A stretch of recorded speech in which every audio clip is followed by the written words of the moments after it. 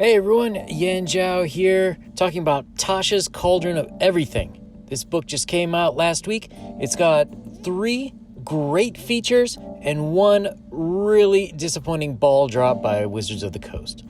People love to hear people complain about things, so let's start with the ball drop first.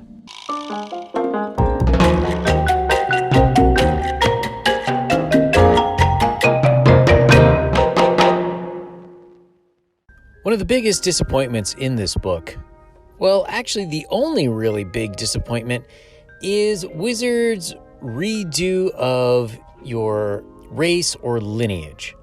Now, there's been a lot of controversy recently online about should orcs have negative stats? Why do some races get this or get that? Or should we not use the word race because race is racist?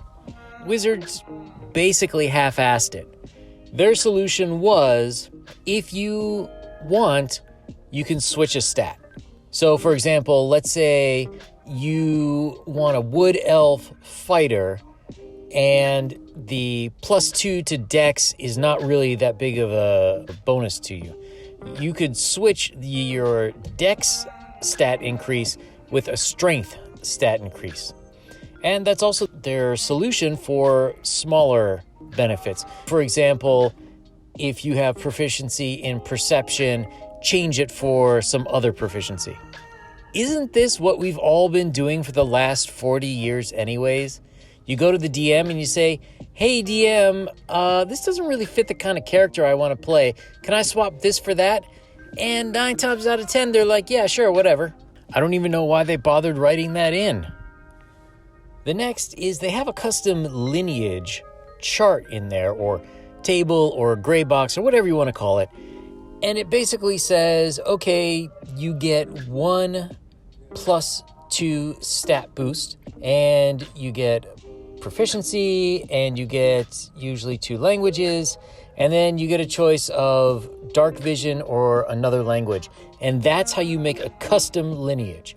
So this is their solution to creating basically your own race. This is terrible. It doesn't even make sense. It doesn't even follow their own flow. Humans get +1 to everything. Wood elves get pluses to dex and to wisdom. Most will get bonuses to 2 things. And yeah, dark vision is great and it's kind of standard on most races.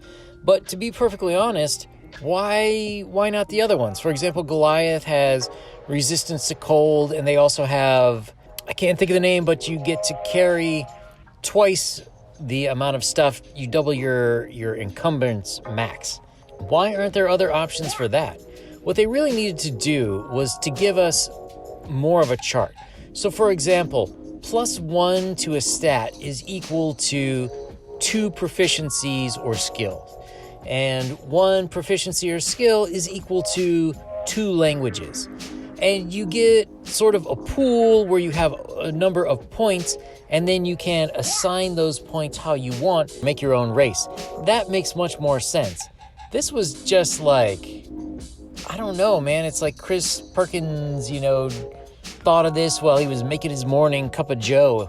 Came back to the desk, wrote it down real quick. Great. Chapter 1 of Tashas is done. One of the better parts of Tasha's Cauldron of Everything is the group Patron. Now, yes, we've mostly sort of had these people in our campaigns for years, but this makes it much easier. There's different categories. It could be some sort of noble person. It could be a guild. It could be an ancient being. All sorts of different options. For each option, it really spells out what you need to make this work. So for example, they have the type of go-between. Let's say the king hires you to find his kidnapped daughter. Why he hires 5 guys who look like they're out of an unemployment line to go get his daughter, nobody knows. But he hires you. Well, usually you can't just walk up and talk to the king, right? He'll have some sort of a go-between. His secretary, the court jester, I don't know, some sort of advisor, whatever.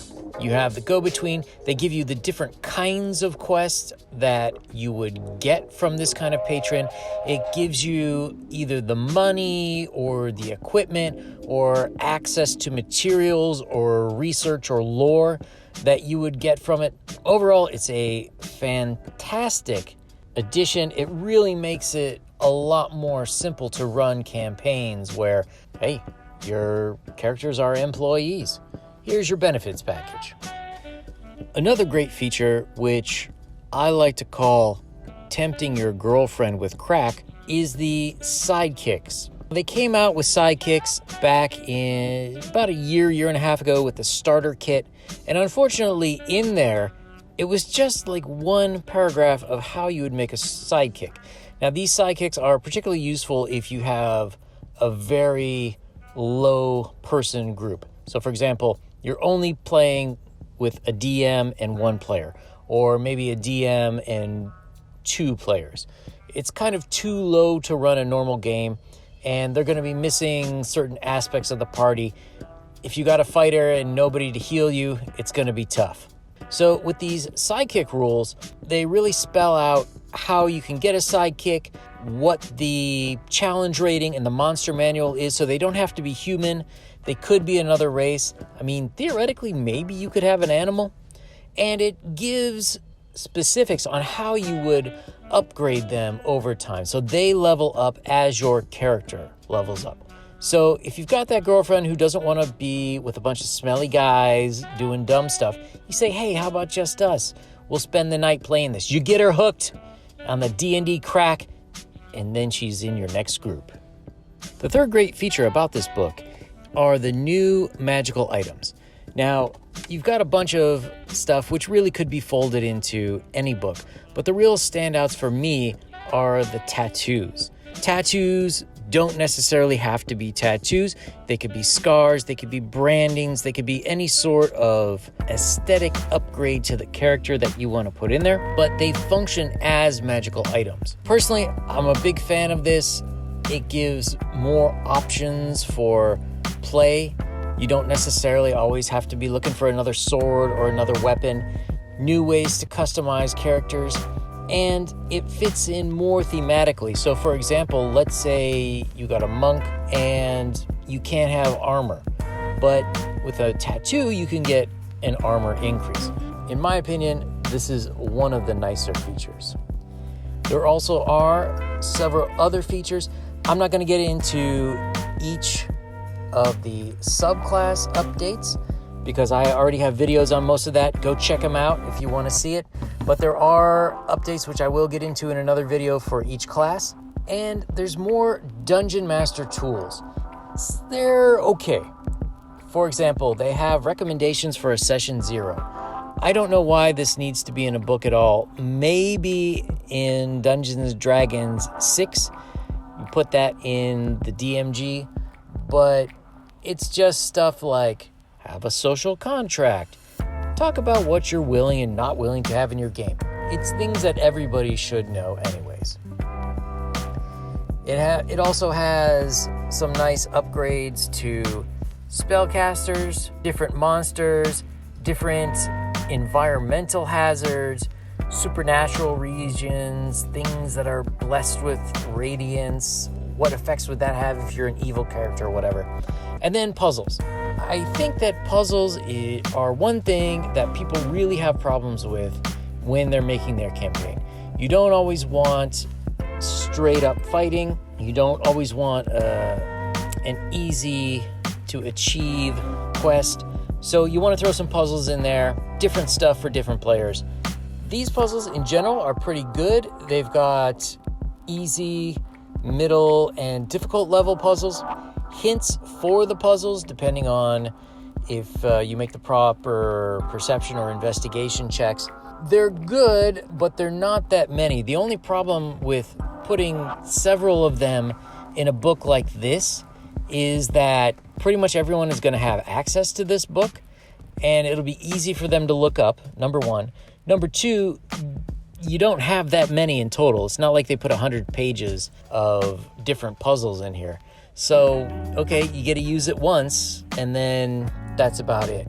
while I think they're nice, I would probably suggest any number of third-party puzzle books for D&D.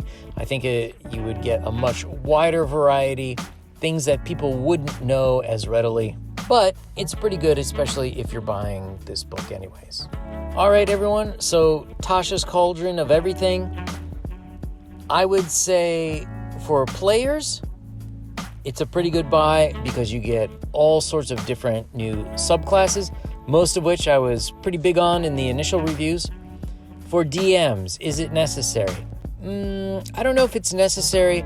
The Patron features, the magical item features are all great, and the sidekick features, if you think you're going to have a relatively low population game, meaning very few players playing in your game. Otherwise, to be honest, it's mostly stuff that common sense would tell you. The puzzles are nice, and you have a few other nice additions like the environments and stuff. I would still probably tend towards buy if you're a DM, but that's just my opinion. What do you guys think? Is this book good, useful? Who's it useful for? Everybody? Players? DMs? Leave your comment down below. I'd love to hear what you think. If you like this video, definitely give it a thumbs up. Click the subscribe button. I'll have more D&D videos up soon.